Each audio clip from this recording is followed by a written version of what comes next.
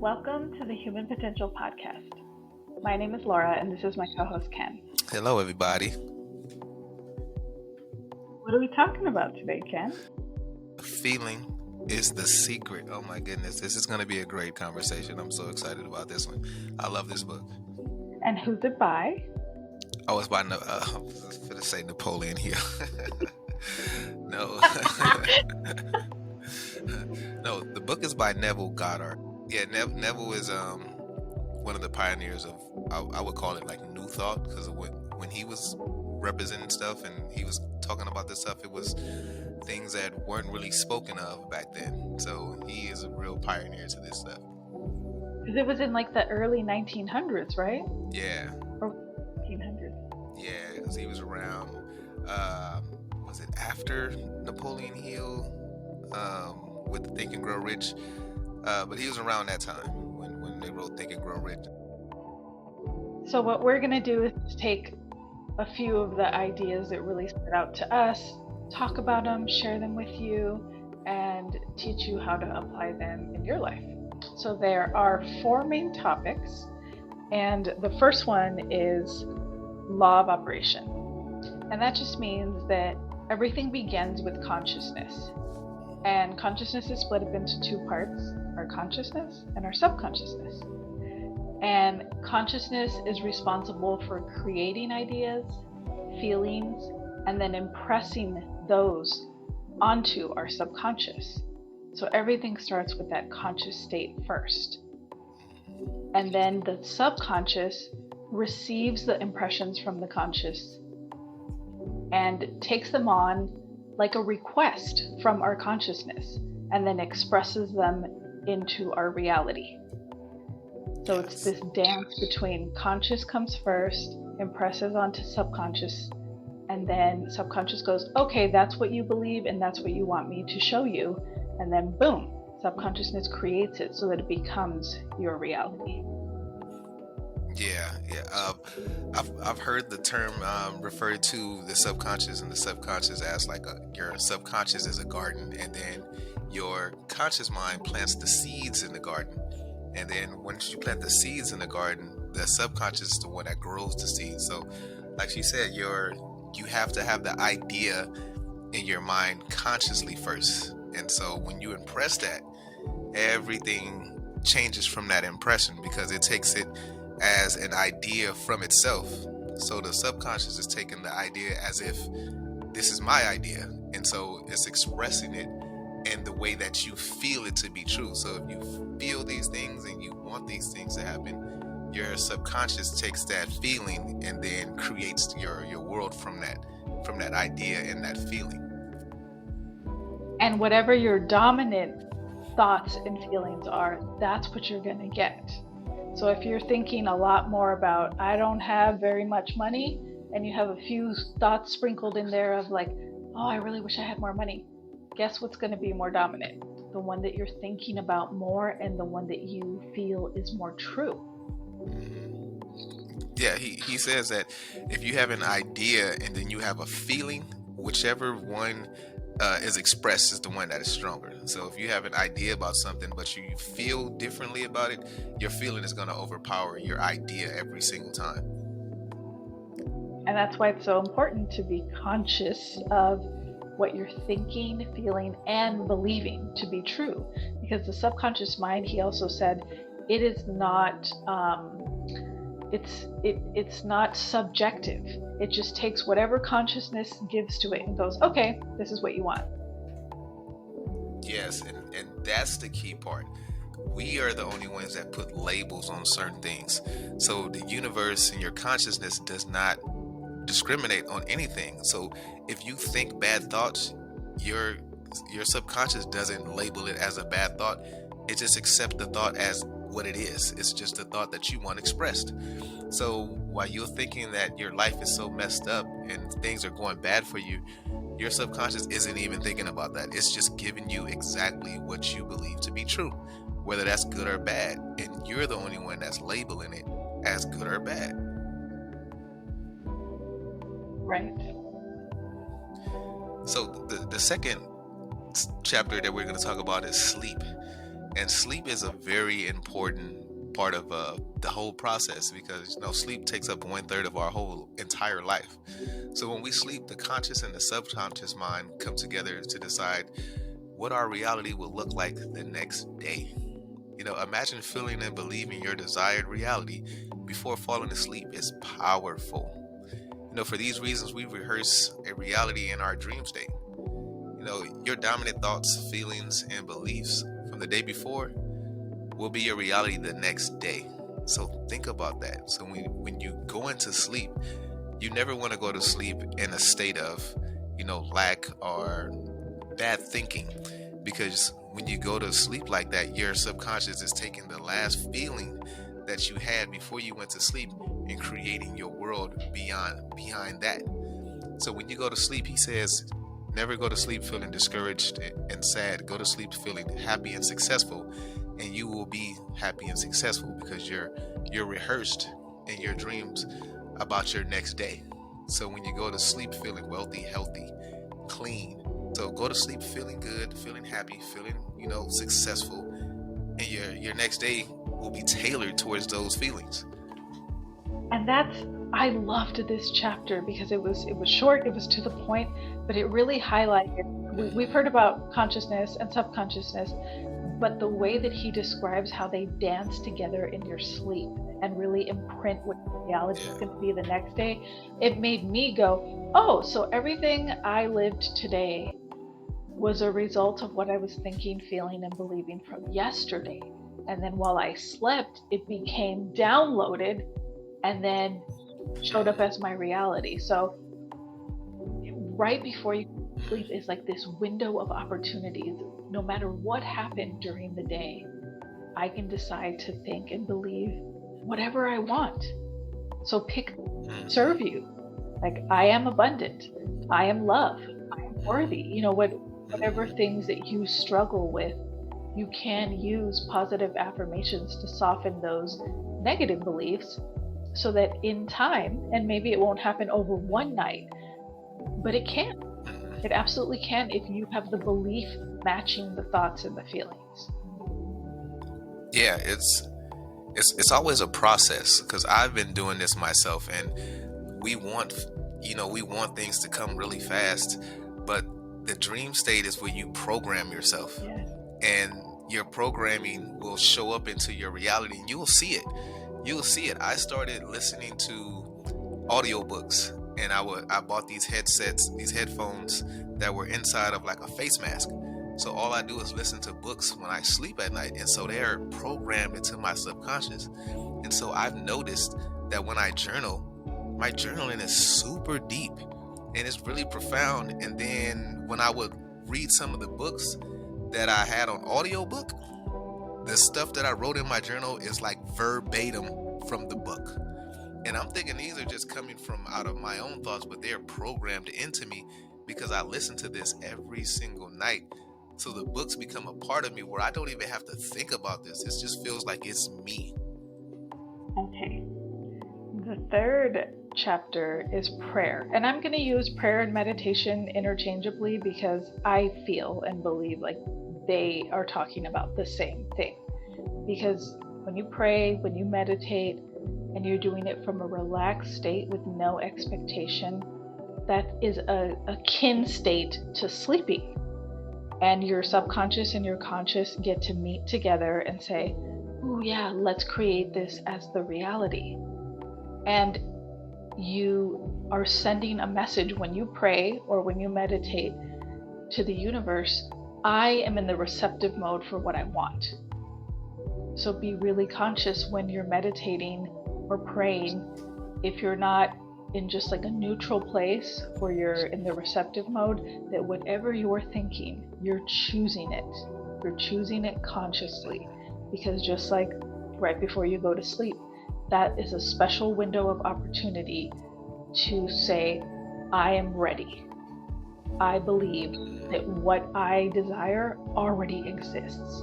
And now I'm here. I'm showing up to receive it. And the one thing I wanted to add also about dominant thoughts is they're not dominant thoughts because they're like oh, I'm thinking this more often. It's just not that. It's that you're choosing to think about them more often. So these sleep, meditation, and prayer are these windows of opportunity where you get to go, you know what? I'm going to make a little shift because I would rather put my attention on this. So your dominant thoughts are just your more often chosen thoughts. Yeah. Yeah, your most frequent. Everything that you think about on the daily. It said that 90% of our thoughts are from the previous day. So that means we're continuously thinking about the same things. And when it comes to the meditation part, for me, I've unlocked a lot of myself through meditation. I've unlocked conversations with my higher self in the state of meditation, because you're more receptive, because your conscious brain like shuts off. This is where you have your reason, you have things that your five senses, it has your experience in your consciousness. I mean in your conscious state. So when you're in a meditative state, like, it's just your subconscious, it's just open to receiving things, and it's open to giving you information.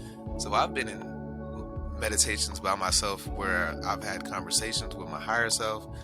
I've received ideas, I've received answers to problems that I was having in my very moment, and they just came to me from nowhere. So for me, meditation is a big part of shifting your life. There is one more thing I wanted to add.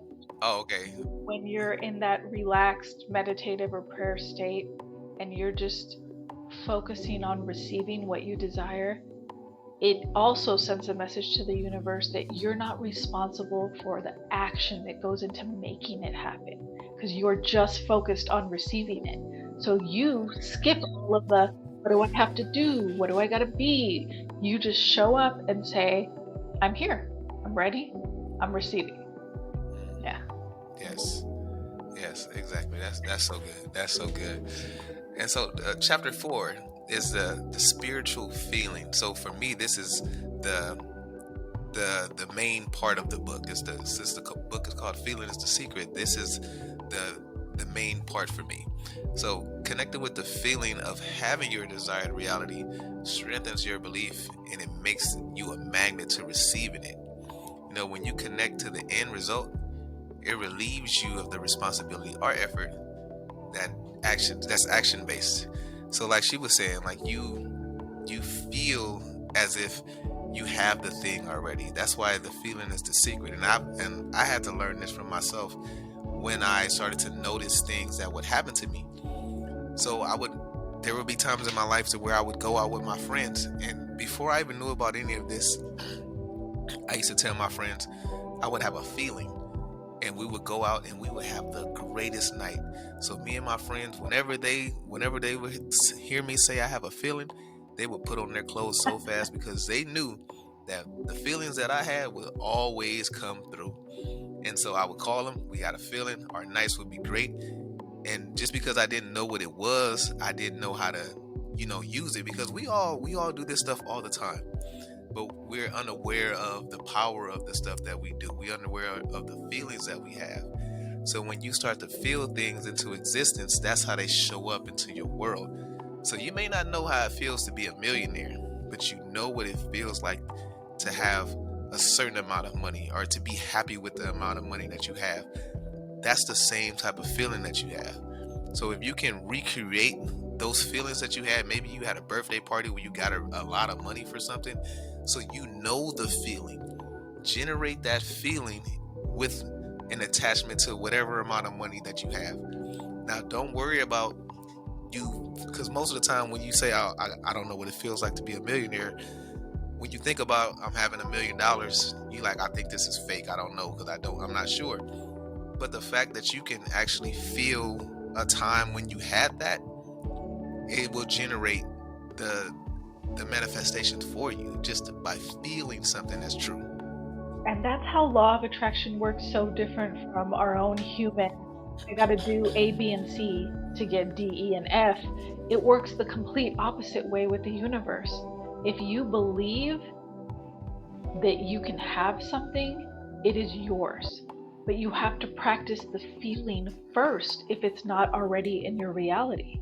And we're used to saying, well, when I have more money, when I get the lover, when I get my dream job, Yeah. then I'm going to be happy. Then I'm going to be happy. So you make your own joy Mm-hmm. condition of things outside of your control, instead of saying, you know what, the one thing I have control over is how I feel. So I'm going to focus on that.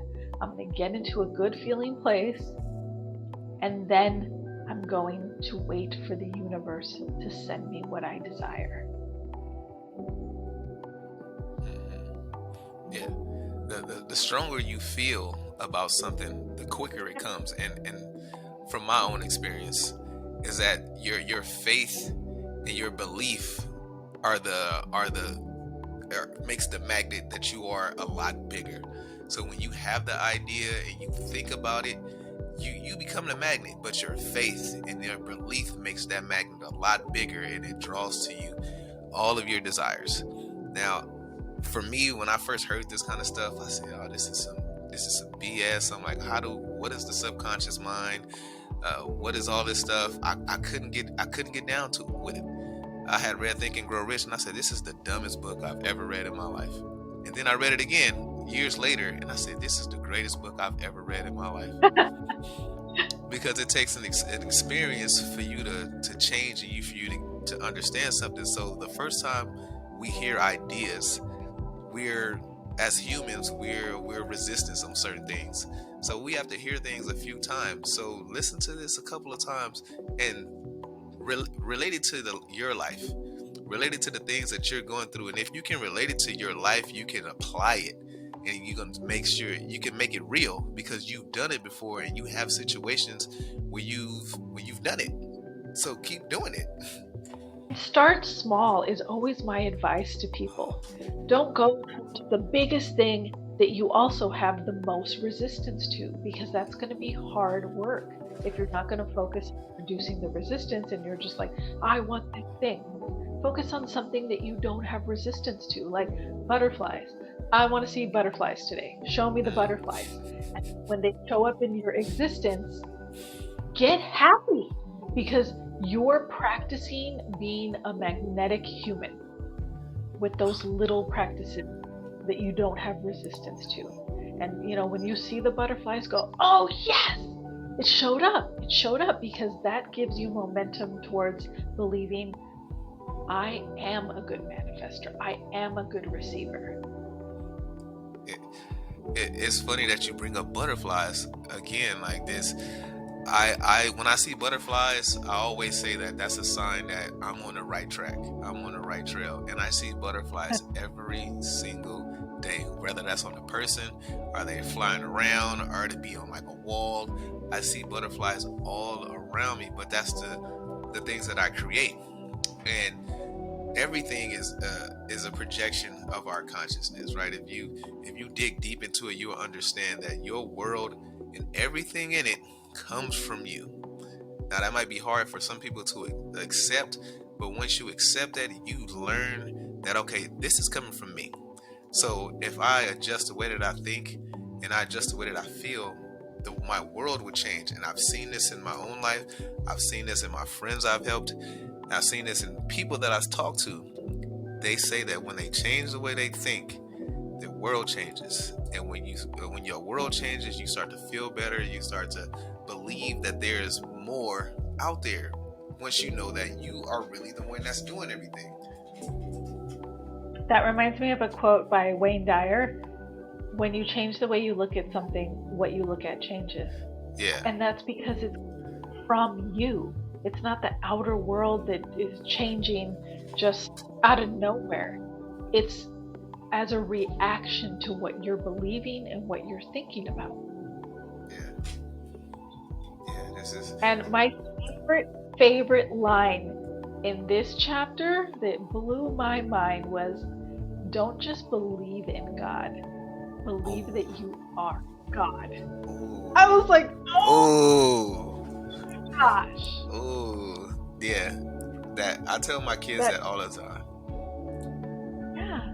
Because if we come from a source, We are an extension of that source.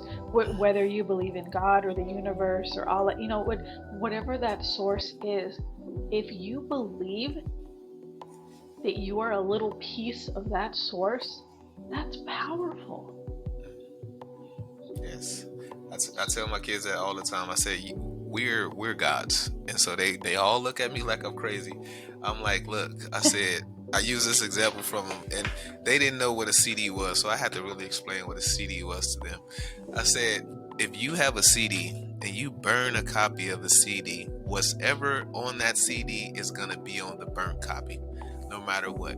So if we're made in the image of the Creator, whatever is in that image of the Creator is in us as well.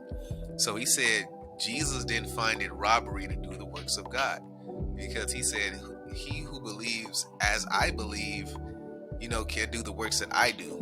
And I was like, wow, I've always been thinking about that, but Neville was the one who put the whole God thing on me, because you hear people say they're God, and you be like, oh, no, you're a little crazy.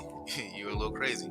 But once you understand it, we really are, but we don't understand how to use our powers. But as people, just like Neville Goddard, who's lived their life and seen like, we're gods.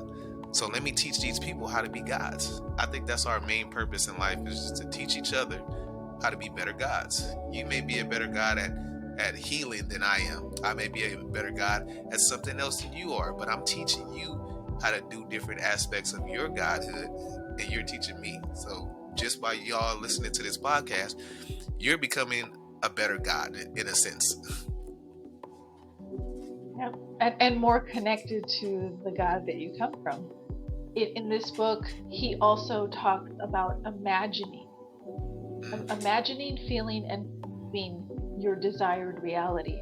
And imagination is visualization. And you know who's really good at that? Children.